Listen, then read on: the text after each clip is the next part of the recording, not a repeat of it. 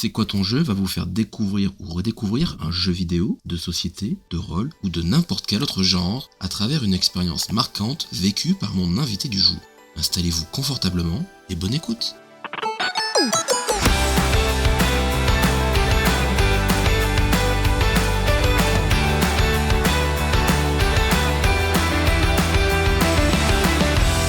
Bonjour à tous chers auditeurs et bienvenue pour un nouvel épisode de CQTJ. Nous sommes le 19 juillet, peut-être en plein cœur des vacances d'été, si jamais vous êtes plutôt team juilletiste. En tout cas, que vous travaillez ou non, j'espère que vous allez bien et que vous êtes bien installés et prêts pour découvrir notre histoire marquante du jour. On commence à en avoir l'habitude. 2 fois par mois, je reçois dans l'émission des personnes dont j'apprécie le travail et surtout qui ont des expériences sympas à nous raconter. Notre invité du jour est une personne qui m'est chère tout simplement car il s'agit de mon meilleur ami. Fait du streaming à 16 heures perdues, sur des jeux rétro, mais pas que. Un grand passionné de jeux vidéo, de bien d'autres choses. Bienvenue à toi, Sanosake. Bonjour à tous les auditeurs. Comment vas-tu en ta belle cité monégasque? Bah écoute, ça va plutôt pas mal. Nous sommes en plein été, donc j'imagine que par chez toi, ça va être relativement la canicule, parce que bon, en juillet, il fait toujours beau à Monaco. Écoute, on remercie la climatisation. La climatisation, quelle belle invention. Oui. Pas pour le climat, mais pour moi, oui. Oui, ben j'imagine très bien. Alors c'est vrai que depuis qu'on se connaît, on a toujours été très marqués tous les deux par le jeu, quel que soit son support, jeux vidéo, jeux de société. J'attends d'ailleurs toujours que tu t'entraînes un petit peu au Scrabble pour que tu puisses me battre. Oh, le prétentieux, quoi. Ouais. Essentiellement, on s'est rapproché par notre passion sur le Japon, sur les jeux vidéo. Une petite question avant de commencer à nous parler du jeu qu'on va évoquer. C'est quoi, aussi loin que tu te rappelles, ta toute première expérience jeu vidéo? Ma toute première expérience jeu vidéo, si je me rappelle bien, c'est mon cousin qui avait une NES et c'était sur Mario Bros. D'accord. J'étais petit, donc si tu veux, je devais avoir moins de 6 ans ou pas loin et du coup, c'était un petit peu dur pour moi malgré tout. L'interaction, le fait de faire bouger un bonhomme avec la manette, c'était une découverte, Ouais. mais ça n'a pas duré assez longtemps pour me marquer plus que ça et en fait, à force d'avoir eu plusieurs contacts Oui. avec des copains qui avaient des consoles chez eux et tout ça, qu'au bout d'un moment, je me suis dit: «Putain, moi aussi j'en veux une». Et après, la suite, on la connaît et on la devine, puisqu'aujourd'hui tu es là et qu'on va parler de jeu. Par contre, je sais qu'il y a un jeu qui dépasse un peu tous les autres dans ton affection, et tous les gens qui te connaissent le savent très bien. Par exemple, si je te demande ta couleur préférée, tu me réponds Oh, le bleu. évidemment. Donc du coup, tu peux nous dire de quel jeu on va parler aujourd'hui. Alors aujourd'hui, on va parler de Sonic the Hedgehog 2. Exactement, Sonic 2 qui est sorti en novembre 92 sur Mega Drive, édité par Sega. Et en fait, on file directement sur les 30 ans du jeu, déjà. C'est ça.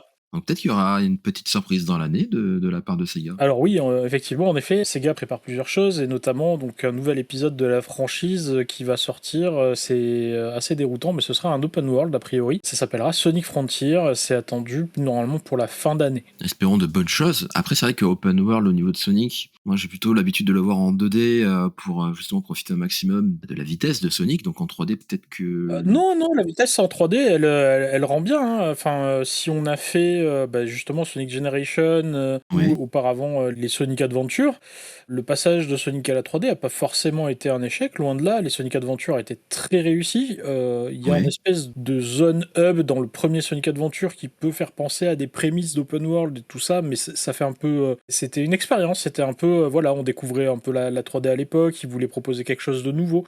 Et donc en fait, les zones étaient disponibles à partir du hub, et le hub central permettait de faire dérouler le storytelling du jeu. Alors que là, en Open World, c'est vrai qu'il y a un peu des questions peut-être à se poser sur quoi ça va se centrer. Bon, surprise, on verra à la fin de l'année. C'est ça. Je reviens sur Sonic 2. Lorsqu'il est sorti, le jeu apportait bien entendu des nouveautés par rapport au premier qui était sorti quelques années avant. Et notamment le fait de pouvoir jouer à deux, Oui, tout à fait. l'arrivée du personnage de Tails, qu'on aime ou qu'on n'aime pas, et surtout la possibilité de devenir le mode Super Saiyan Sonic qui a un petit peu rajouté un intérêt au jeu et au niveau de son farming des composants pour devenir Super Sonic au final.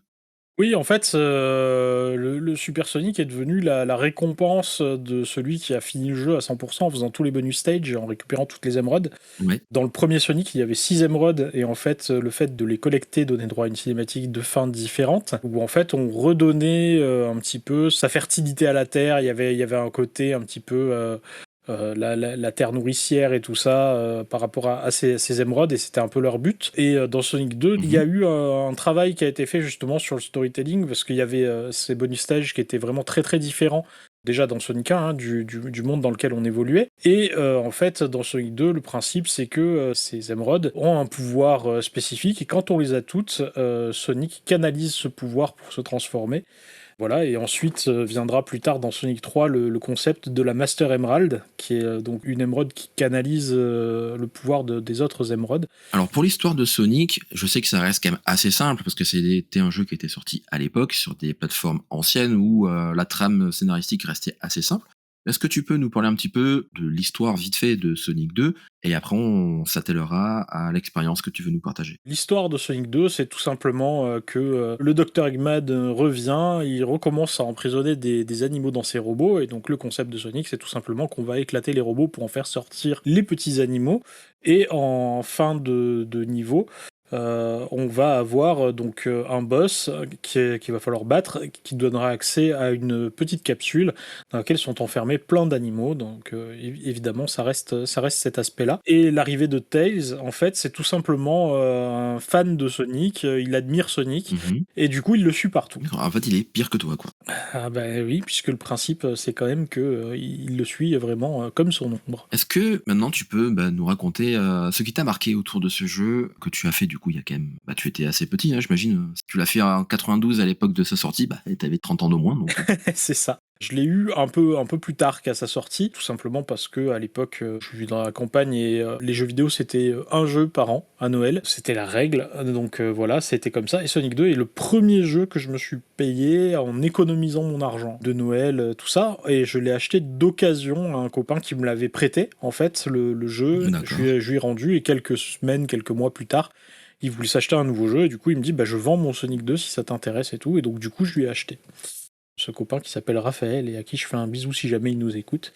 Voilà, j'ai récupéré son Sonic 2 que j'ai poncé dans tous les sens par la suite. Bien. Et puis après, effectivement, donc Sonic 2 permettait de jouer à deux, à la fois dans le mode arcade, story si on veut, et il y avait également un versus mode. Parce que le principe du mode arcade, c'est qu'en fait, c'est ce qu'on appelle aujourd'hui un jeu à 1,5 joueurs. Oui. C'est-à-dire que la mort du deuxième joueur n'entraîne pas de conséquences. Pour ceux qui ont un peu l'habitude de Sonic, vous savez que Tails peut mourir indéfiniment et revenir autant que D'accord. possible. C'est pour ça que des fois, quand on jouait à deux, on avait tendance à dire au petit frère, vas-y, sacrifie-toi, comme ça, au moins, moi, je peux tester le truc. Puis ensuite, il y avait un mode compétition en écran splitté. C'est tout simplement une course au travers des niveaux. C'est le premier arrivé à la fin, sauf qu'il y a des petites options retorses. Ce qui est marrant, c'est que les options sont cachées, c'est-à-dire qu'on ne sait pas ce qu'on va avoir en tapant sur les télévisions, parce que c'est des petites télévisions, un petit peu, les options. Mhm. Et donc, du coup, on peut avoir un bonus, mais on peut aussi avoir un malus. Et parmi les malus, il y avait notamment le switch de place des deux personnages. Ah, c'est pas mal, c'est traître, j'avoue. Voilà, donc on pouvait très bien se retrouver quasiment à la fin, prendre une option et du coup switcher de place avec son pote, son petit frère ou quoi que ce soit, et puis se retrouver du coup humilié par la défaite. Alors que la victoire t'ouvrait grand les bras. Voilà. D'autre part, le mode 2 joueurs peut aussi être, enfin 1,5 joueurs peut être très utile pour les spécial stages, pour avoir les émeraudes, puisque quand Tails va foirer son coup, on ne perd pas, il me semble, d'anneaux. D'accord. Comme on peut ramasser plus d'anneaux et qu'on a moins de chances d'en perdre, eh ben, c'est plus facile d'avoir les émeraudes à deux. D'accord. Mais quand tu joues tout seul, on est d'accord, tu incarnes, on va dire, Sonic, t'as quand même Tails qui te suit en passif derrière toi. Alors tu peux jouer Sonic et Tails, tu as la possibilité de le faire en option, mais tu as aussi la possibilité de jouer Sonic seul ou Tails seul. D'accord. Voilà, et tu as une fin différente si tu joues avec Tails seul. Et bon, j'imagine aussi qu'ils n'ont pas forcément les mêmes options tous les deux. Il me semble que Tails est un petit peu moins rapide, en fait ça correspondrait presque à un mode easy. Dans Sonic 2, en tout cas, il me semble qu'ils ont la même longueur de saut, mais Tails est un petit peu moins rapide, donc du coup les actions sont plus faciles à anticiper. Ouais, Et sa hitbox est moins grande aussi, parce qu'il est plus petit. forcément.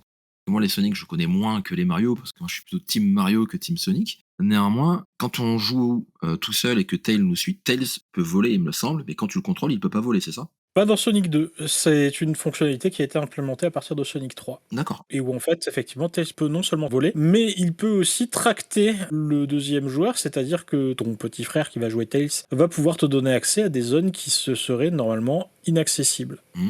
Mais donc, du coup, dans le 3. Dans le 3, exactement. À l'époque où tu as joué à Sonic 2, donc tu as évoqué le fait que ton pote Raphaël te l'avait prêté quelques jours. Donc quelques semaines. Voilà, quelques semaines, donc du coup, t'avais eu le temps de le torcher en long, en Ouais, large. j'avais eu le temps de le finir. Mais quand même, Mais après, j'ai appris pour Super Sonic. Après, je n'avais pas eu Super Sonic à cette période-là. donc c'est ça qui a fait que tu voulais remettre la main sur le jeu pour vraiment le finir à 100%. Tout à fait, tout à fait. Il faut savoir qu'avant Sonic 2, bah, du coup, j'étais passé par Sonic 1, puisque c'était le jeu qui était inclus avec ma console, que j'avais eu au Noël précédent. Et donc, D'accord. quand je dis poncer Sonic 1, ça veut dire que tous les dimanches, je passais 2 heures à jouer à Sonic. Ah, c'est bon ça. Tous les dimanches de toutes les semaines de mon année 1991, j'ai joué à Sonic. Ça va, effectivement, tu le connais par cœur, les yeux fermés, quoi. Parmi mes streams, un des défis que je m'étais fixé à faire en stream, c'était de le finir sans perdre de vie. Je suis arrivé dernier monde avant le boss, un truc comme ça, donc j'ai fini Scrap Brain et je suis arrivé au début de la Scrap Brain Zone 3, qui est donc la dernière zone, et je suis mort comme une merde. Et depuis, tu n'as jamais réessayé parce que... Si, j'ai réessayé, mais j'ai fait moins bien. D'accord. Parce que c'est pas quelque chose que je fais très souvent, je le fais occasionnellement, et c'est typiquement parmi mes objectifs de chaîne Twitch. J'ai mis un objectif à 1000 follow pour dire, voilà, si jamais j'ai 1000 follow, je fais 12 heures de Sonic non-stop, avec les Sonic Mega Drive, Master System, tout ça, mais avec des défis en plus, pour que ce soit marrant. Bah écoutez, j'espère que les auditeurs en ont bien pris compte pour pouvoir découvrir tes rushs. Il y a déjà la possibilité de le faire, puisque mes anciens streams sont sur ma chaîne YouTube, donc à partir de là, c'est dispo. Autre chose que je voudrais aborder par rapport à Sonic, quand le jeu est sorti, tu dis que tu as littéralement poncé Sonic 1 l'année d'avant. Quand le jeu est sorti, qu'as-tu pensé du personnage de Tails? Ah bah moi j'étais content qu'on puisse jouer à deux. J'ai trouvé ça cool. Enfin en plus moi j'ai un petit frère, on a 2 ans d'écart. Bon lui à la base il voulait la Super NES avec Mario Kart, j'ai eu gain de cause. Ouais. Sonic l'a emporté. Je me suis dit que c'était aussi sympa de pouvoir jouer à plusieurs. Puis après ne serait-ce qu'avec les copains aussi. Voilà, le fait de pouvoir partager en fait ce jeu que j'aimais tant avec d'autres et de vivre le truc ensemble, ça m'a plu en fait. Mhm. Donc le personnage de Tails en soi, c'était pas tellement le personnage, mais la fonctionnalité que j'ai vue. Voilà, la fonctionnalité du multijoueur qui était vraiment attendue, quoi. C'est ça. Et puis après, le personnage de Tails, ce qui est marrant, c'est que peut être décrit aujourd'hui, mais à l'époque, je me rappelle pas que qui que ce soit parmi mes connaissances, mes jeunes connaissances de l'époque, ait eu un avis ou quoi que ce soit sur Tails. On était juste content de voir arriver un nouveau personnage. Voilà, c'était, on réagissait comme des enfants. Il y a un nouveau personnage qui arrive, qui sait pourquoi il est là, pourquoi il est avec Oui. Sonic. On a envie de découvrir son histoire. Et ce qui est marrant, c'est que l'histoire de Tails, selon les versions de Sonic, est très différente. Par exemple, on a un Sonic 2 Master System, à savoir que les versions du jeu sur Master System ont toujours été produites après les versions Mega Drive. Les Master versions, les versions maîtres, ou les épisodes canon, si vous préférez, Oui, ce sont les épisodes Mega Drive. Les épisodes Game Gear et Master System sont des épisodes dérivés, qui sont sortis après. d'accord. Sur la version Master System et Game Gear de Sonic 2, les fameuses versions avec les deltaplanes, pour ceux qui s'en rappellent, il n'y a pas Tails. Tails est bien sur la couverture, mais en fait, Tails se fait enlever par Robotnik au début du jeu.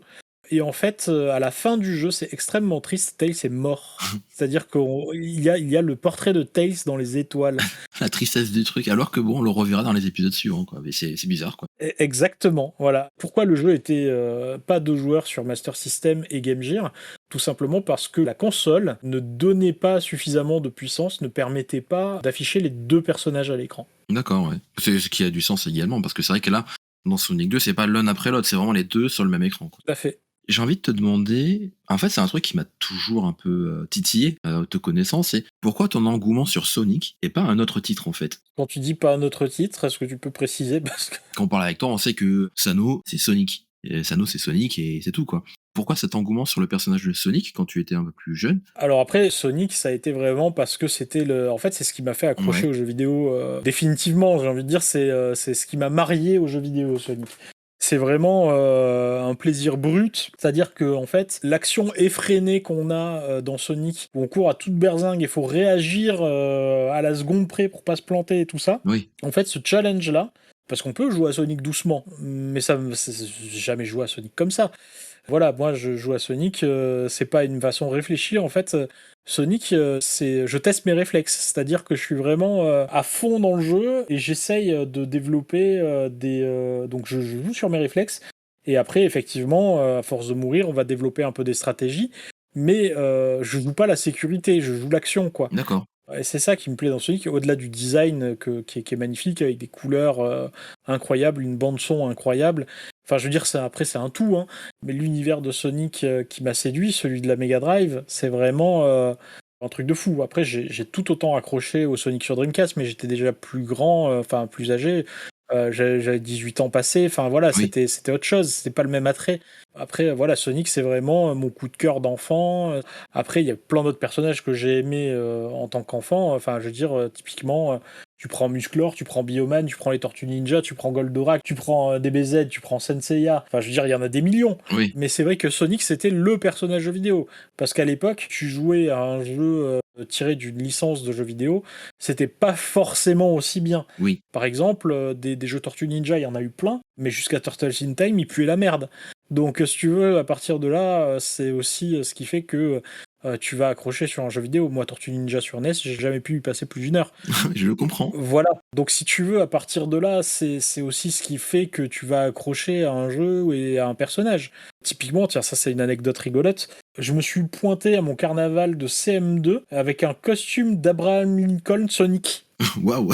que j'avais construit moi-même avec l'aide de ma maman. Mais enfin voilà, je m'étais fait un costume un peu façon Abraham Lincoln, rouge, bleu et blanc, un peu couleur des États-Unis et tout, parce que c'était la bannière de Sonic, pas parce que j'aimais les États-Unis, j'avais rien à foutre.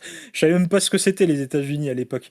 Enfin, je veux dire, en plus, moi j'ai grandi dans la campagne, si tu veux, les Tortues Ninja, on croyait qu'elles vivaient dans nos égouts, quoi. C'est complètement con, mais c'est des réflexions de gamin. Ouais, oui. Du coup, il y avait ce personnage qui est dans l'inconscient collectif d'Abraham Lincoln, qui pointe du doigt avec son chapeau de forme, qui était, je ne sais pas pour quelle raison, certainement pour des raisons publicitaires ou autres, ou de communication, d'image, que j'avais incrusté dans la tête. Et en fait, j'ai fait un rapprochement de par les couleurs du truc, et je me suis dit, je vais faire un déguisement. Il parle de Sonic, mais je pouvais pas faire un déguisement de Sonic, c'était trop compliqué pour moi à l'époque. Et du coup, je me suis fait ce déguisement où j'ai redessiné le logo de Sonic de l'écran titre dans du carton, tout ça, machin, avec du papier feutre ou je sais plus quoi. Je me suis fabriqué mon truc, quoi, et je suis parti comme ça. Et quand je suis arrivé à l'école, en plus à la campagne de Provence, dans un village, parce que j'habitais pas encore la ville à l'époque, j'étais vraiment dans un village de 200 habitants, les gens, ils ont pas compris. Ils se sont dit, mais c'est quoi? Tu m'étonnes, hein. Voilà, Et oui, mais bon, tu c'est étais un précurseur du cosplay et ça, les gens à l'époque, c'était trop sous-coté. c'est presque ça, c'est presque ça. Il y avait de ça, et c'est fou. Et puis après, je suis un peu monomaniaque aussi, c'est-à-dire que quand il y a un truc qui me plaît, que j'accroche, je vis au travers de ça. Je suis vraiment à fond. Après, ça dure pas, ça dépend. Petit, surtout, j'étais comme ça. Et à partir du moment où j'accrochais à un sujet, j'étais bloqué là-dessus. Et je faisais plus que ça pendant un temps. Ouais, on est tous passionnés par quelque chose. Moi, c'est pareil. Il y a des choses sur lesquelles j'ai accroché, je n'ai vécu pour ça pendant des mois, voire des années, quoi, tu vois. Donc, DBZ, quand on est arrivé à la période où DBZ a vraiment explosé en popularité dans toutes les cours de récréation, etc., c'est-à-dire la période Cell, hein, ouais, tout à fait. clairement. Pour moi, c'est la même, hein, donc. C'est là que j'ai appris à dessiner, tout ça, machin. Vraiment, où j'avais un pote à moi qui dessinait super bien et tout, et je lui ai demandé de m'apprendre. Et pendant, je sais pas, pendant 2 ans, j'ai fait que dessiner des Sangoku. J'ai fait que ça. Quand on est passionné, en fait, on aime s'étendre autour de sa passion et c'est normal. Ah ouais, c'est ça, complètement. Alors, on l'a un peu évoqué au début, par rapport à la licence Sonic, on va fêter les 30 ans, il y a un nouveau jeu qui arrive, donc le fameux Sonic Frontier. Est-ce que toi, tu aurais une attente particulière autour de la licence Sonic? Alors, la licence Sonic, elle est extrêmement complexe.